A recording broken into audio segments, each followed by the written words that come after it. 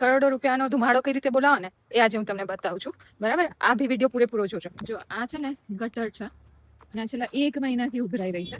તમે જોશો અહીંયા બધું જ ગટરનું પાણી જમા થાય છે, બરાબર?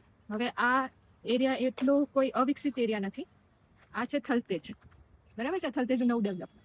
આ છે 5 કરોડથી શરૂ થતા ફ્લેટ્સ, 3 કરોડથી શરૂ થતા ફ્લેટ્સ, બરાબર છે? સોસાયટીઓ સામે 5-5 કરોડના ફ્લેટ એમ કે રોજ અહીંયા જ્યારે વરસાદ પડેલો ને ત્યારે 2 દિવસ પાણી ઉતર્યા નથી.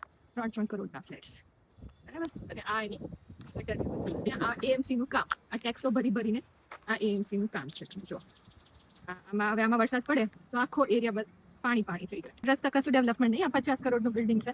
આના બેઝમેન્ટમાં 3 દિવસ સુધી પાણી હતું અહીંયા, બરાબર? આ એએમસી નું કામ છે.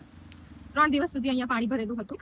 આને આ જગ્યાએ અને નવા બિલ્ડિંગોને પરમિશન. જો આ નવું બિલ્ડિંગ બની રહ્યું છે, બધા જ બિલ્ડિંગોને પરમિશન અહીંયા 5-5 કરોડ, 7-7 કરોડ, 8 કરોડ. અને આ એરિયામાં ટેક્સો ઉઘરાઈને આ હાલત છે રોડ રસ્તા. There is no construction of rods.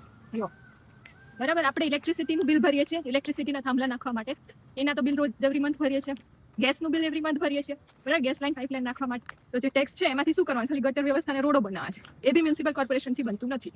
અને પરમિશન જ પરમિશન. જો આગળ બી તમે જોશો ને આખા રોડ પર રોડ જ બનાવ નથી આવ્યો, પણ અહીંયા પરમિશન આપી દીધી છે એફએસઆઈની, બરાબર? આટલા બધા માળોના કન્સ્ટ્રક્શનની પરમિશન. પણ અહીંયા રોડ બેઝિક ઇન્ફ્રાસ્ટ્રક્ચર ટેક્સીસ લઈને બી બનાવવાનું નહીં. આ છે આપણી અમદાવાદ મ્યુનિસિપલ કોર્પોરેશનના કામ. અને પછી તમે કહો કે ફ્લડ વોટર્સ અને થોડો બી વરસાદ પડે તો એરિયાની હાલત શું થાય? જ્યાં તમે લાખો રૂપિયાની ગાડીઓ લો છો અને કરોડો રૂપિયાના ફ્લેટો લો છો, એની હાલત આ છે. તમે દર વર્ષે મ્યુનિસિપાલિટીને ટેક્સ ભરો છો, એની હાલત આ છે, બરાબર છે? અને આ ટેક્સના રૂપિયા ક્યાં જાય છે મને નથી ખબર, કારણ કે ઇલેક્ટ્રિસિટીની તો આપણે દર મહિને પૈસા પે કરીએ છીએ, ગેસ લાઈન માટે પે કરીએ છીએ, તો ઠીક છે, એના તો દર મહિને પૈસા પે કરીએ છીએ.